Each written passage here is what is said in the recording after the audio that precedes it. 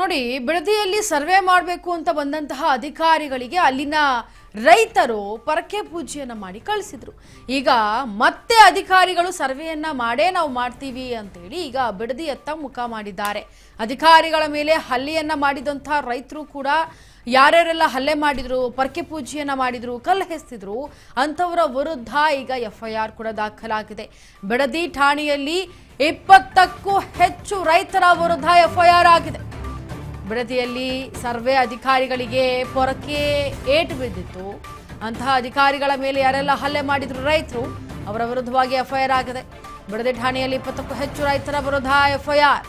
ಸರ್ಕಾರಿ ಕೆಲಸಕ್ಕೆ ಅಡ್ಡಿಪಡಿಸಿದಲ್ಲದೆ ಹಲ್ಲೆ ನಡೆಸಿದ್ದಾರೆ ಅಂತ ಪ್ರಕರಣವನ್ನು ದಾಖಲಿಸಿಕೊಳ್ಳಲಾಗಿದೆ. ಕಂದಾಯ ಇಲಾಖೆ ಅಧಿಕಾರಿಗಳ ದೂರಿನ ಅನ್ವಯ ಎಫ್ಐಆರ್ ದಾಖಲಾಗಿದೆ 20ಕ್ಕೂ ಹೆಚ್ಚು ಮಂದಿಯ ಮೇಲೆ. ಇತ್ತ ಬಿಡದಿ ಪೊಲೀಸ್ ಠಾಣೆಯಲ್ಲಿ ಪ್ರಕರಣ ದಾಖಲಾಗಿರೋದ್ರಿಂದ 2 ಪ್ರತ್ಯೇಕವಾದಂತಹ ಎಫ್ಐಆರ್ಗಳು ದಾಖಲಾಗಿದೆ.